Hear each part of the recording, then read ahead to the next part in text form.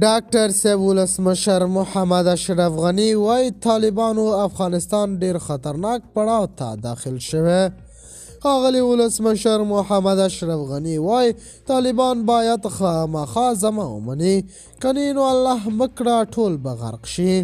ډاکټر صاحب ولسمشر محمد اشرف غني وایي طالبان مې د ورونو په شان دي او ډیر ورته اندېښمن هم یم.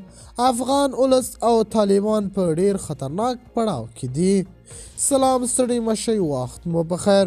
هیله لرم چې جوړ او روغ به په سر کې یادونه کوم که باور ټي وي چینل مو نه وي سبسکرایب کړی نو په درنښت سره باور ټي وي چینل سبسکرایب کړئ. ډاکټر صاحب غني وایي افغانان د تاریخ یو خطرناک پړاو ته داخل شوي، که ځانځاني وکړو نو ټول به غرق شو. د افغانستان پخواني ولسمشر محمد اشرف غني ویلي افغانان د ملت په توګه د تاریخ له یو خورا خطرناک پړاوه تیریږي او په اوسنیو شرایطو کې ملي اجماع او د یو بل منلو ته سخته اړتیا لري. نوموړی په یو غږیز پیغام کې ویلي له ملي اجماع پرته له اوسنۍ وضعیته د وتلو بله لار نشته. ښاغلي غني پرته له دې چې د کومې ډلې نوم واخلي ویلي تر څو چې د واک پر انحصار باندې ټینګار کیږي نو وضعیت په تر دې هم خرابیږي.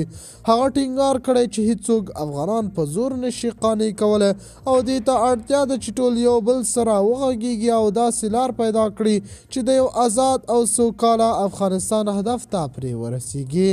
ښاغلي غني خپله غږیز وینا کې چې د ده پر فیسبوک پاڼه خپره شوې ویلي قدرت د خدمت وسیله ده، څوک چې نورو ته څه کندې خپل ورلیږي.